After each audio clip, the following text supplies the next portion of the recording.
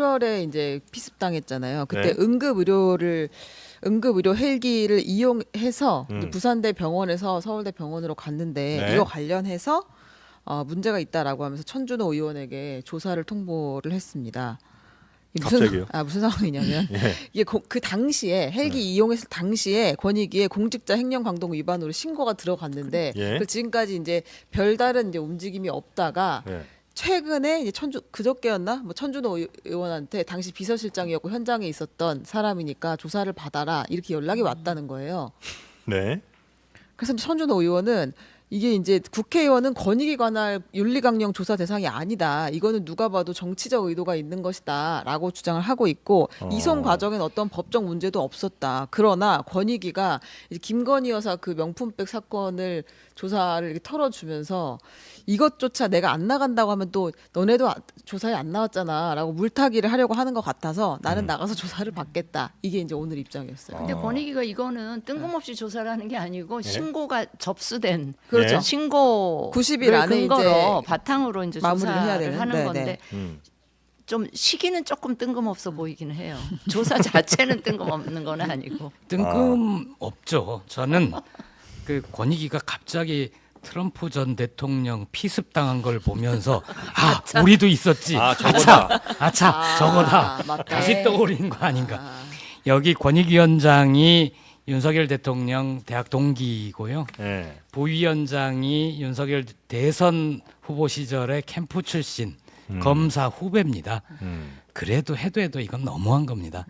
트럼프 전 대통령이 피습 당했을 때 미국에서 앰뷸런스 어떤 게 특혜니 뭐 어느 병원에 가서 어디서 무슨 치료를 받았느니 이거 가지고 정치권이 정쟁을 벌이거나 그러지 않았거든요. 네. 한 목소리로 테러를 규탄을 하고 쾌유를 빌고 그랬는데 제 기억에 이재명 전 대표의 경우 당시 피습당한 지 아마 다음 날부터 뭐 지역 의료를 어떻게 하니 헬기에 특혜가 있니 없니 이런 식으로 정치권에서 공방이 먼저 벌어지고 언론이 이를 증폭하고 그러면 다음 날 또 그걸 받아서 더 증폭시키고 네.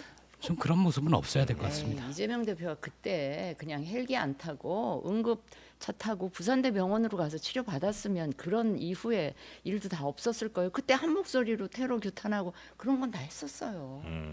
그건 이재명 대표 쪽에 자초한 네. 부분이 그거는 있다. 이제 조금 네. 특혜로 볼 수 있는 부분이 있다고 생각을 아마 좀 하시는 것 같습니다. 네. 네. 이번에 저기 트럼프 대통령은 막 헬기 타고 그렇게 안 했잖아요. 음. 그냥 네. 비행기로 차 타고 이동하고 가고. 뭐 이렇게 했죠. 네. 의연하게. 의연하게 했는데 부상 정도가 다르잖아요. 이거는 신 의원님이 말씀하셔야죠. 그렇죠. 그러니까 귀로 스치듯 지나가서 피가 묻은 정도와 실제로 우리 정맥에서 잘못하면 정말 몇 미라도 더 갔으면 경동맥으로 생명을 잃을 수 있는 정말 자상 아니었습니까? 칼도 되게 보셨잖아요. 엄청 흉측하게 생긴. 그렇기 때문에 아마 그냥 상상하기로는 그 당시에는 모두 다 깜짝 놀랐고 네. 모두 다 경황이 없어서 정말 이러다가 우리 당대표 죽으면 어떡하지? 이런 걱정에 우리가 할 수 있는 최선을 한다고 한 것이 뭐 헬기도 이송을 하고 서울대도 연결하고 그랬던 것 같은데 그 정도로 급박했으면 헬기를 탈 게 아니라 바로 그 처음에는 부산 응급의료센터에 굉장히 훌륭한 예. 오히려 서울대 권역의료센터보다도 훨씬 질적으로 우수한 부산대 의료센터에 계셨어야지. 그래서 제가 시간이 지체되는 헬기를 탈 게 예, 아니에요. 부산대 권역에서 응급처치를 받고 사실은 이 사건이 다 끝나고 나서 제가 부산대 권역센터를 방문을 했어요. 거기 있는 그때 응급 선생님들 네. 워낙에 언론에 관심도 많이 받고 네, 네, 스트레스 네. 많이 받으셨잖아요. 그래서 감사하다는 마음으로 조용히 가서 그때 얘기를 나누긴 했는데 본인들이 그 전화하는 거 억울해했다는 거예요. 동의하셨다는 거예요. 그래서 막 전화를 하겠다 그러는데 어떻게 동의를 안 그렇죠. 해주겠어요? 의사들의 입장에서는 만약에 보호자가 우리 더 큰 병원으로 그런 간다 거예요. 그랬을 때는 부인할 방법은 없습니다. 네. 그래서 보호자의 의견이었는지 아니면 당사자의 의견이었는지 모르겠지만 네. 의료에 있어서는 적어도 그 환자 보호자의 의견을 존중하는 게 있고 의학적으로도 헬기 이송이나 앰뷸런스 이송을 해도 크게 문제가 없을 걸로 판단돼서 이송을 동의한 거기 때문에 제가 그 말씀을 왜 드리냐면 네. 제가 복지부에 있을 때 그 석혜균 선장 네, 사건 네, 네, 있고 네. 나서 그 소말리아 이국종 그거는. 교수랑 네, 해가지고 권역별 그 외상센터 만들고 아. 그런 일을 제가 했어요. 그래서 그래요? 부산대 그 어. 응급센터가 얼마나 그 잘돼 질적으로 있는지. 우수한지. 서울대는 오히려 부산 몇 년 동안 문을 닫았다가 최근에 다시 열고 뭐 이랬었거든요. 그래서 장관님 말씀이 맞고요. 예, 부산대 권역이 그런 자상 환자를 매우 잘 잘 봅니다. 봐요. 근데 그래요? 일반 국민들의 입장에서는 그런 사실을 그걸 잘 모르고 있는 모르니까. 상황에서 그럴 수 있죠. 서울대에 대한 브랜드를 크게 느낀 걸 수 있는데 아. 그런 면에서 되게 안타깝고 제가 현장에 있었으면 그런 것들 조금 더 잘 그때 조율했을 아마 텐데 가족들이 네, 거기에서 가족들이 수술을 요구했다고 하면 했어요. 간병하기도 힘들고 그러니까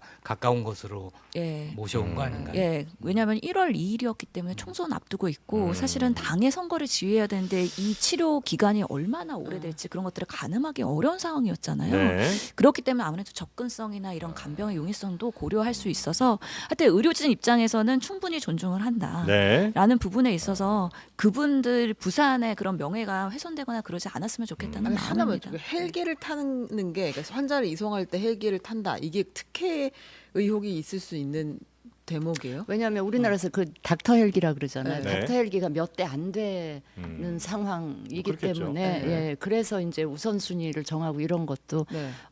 그렇긴 하죠.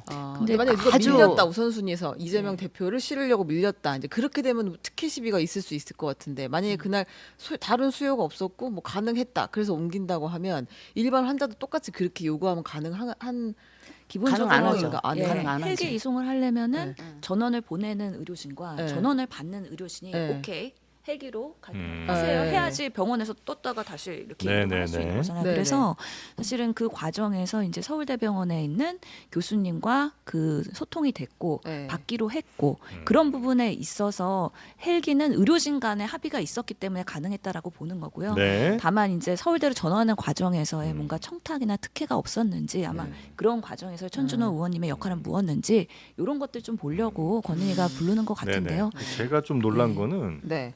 이게 1월 2일에 있었던 네, 일이군요. 그렇습니다.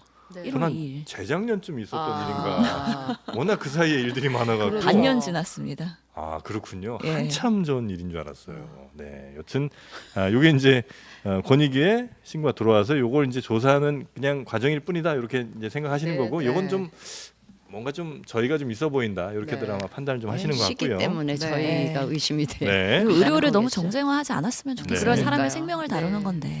국민권익위원회가 김건희 여사 명품백 수수 사건을 종결 처리한 지 한 달 만에 사건을 의결하며 최종 마무리를 지었습니다. 정승윤 부위원장은 이례적으로 의결서를 공개하고 그동안 논란에 대해 해명을 했는데 공직자 배우자가 금품을 받아도 된다는 의미는 전혀 아니라고 말했습니다. 강희연 기자입니다. 권익위가 공개한 김 여사 명품백 수수 사건 의결서엔 청탁금지법상 배우자 제재 규정이 없어 종결한다는 등 종결 결정에 대한 법리적 해설이 담겼습니다. 권익위가 특정 사안의 의결서를 공개하는 건 이례적입니다. 정승윤 부위원장은 국민들의 오해를 바로잡기 위해 공개한다고 했습니다.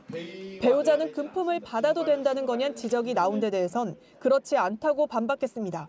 청탁금지법상 제재 규정이 없는 공직자 배우자에 대하여는 제재할 수 없으므로 종결한 것이며, 공직자 배우자가 공직자의 직무와 관련된 금품 등을 수수해도 된다는 의미는 전혀 아닙니다. 당사자인 윤석열 대통령과 김건희 여사에 대한 조사가 부실했던 논란은 조사 권한이 없다고 말했습니다. 권익위는 사건 종결에 반대했던 일부 전원위원들의 소수 의견은 관례에 따라 의결서에 담지 않았다고 밝혔습니다. 다만 지난달 10일 전원위 당일 회의록을 입수해 살펴보니 실제 여러 우려가 제기됐던 것으로 확인됐습니다. 일부 위원들은 확인된 게 아무것도 없다며 신고 내용 하나만으로 법 적용을 하는 것은 무리수라고 했고, 선물 전달이 굉장히 은밀히 이루어졌다며 명품백을 대통령 기록물로 보기 어렵다고 지적했습니다. 권익위가 대통령을 보좌 또는 지지하는 기관으로 오해될까 고민이 크다는 우려도 나왔습니다. 권익위는 종결 발표 당일 이런 논의 과정을 모두 공개하지 않았습니다. JTBC 강연입니다.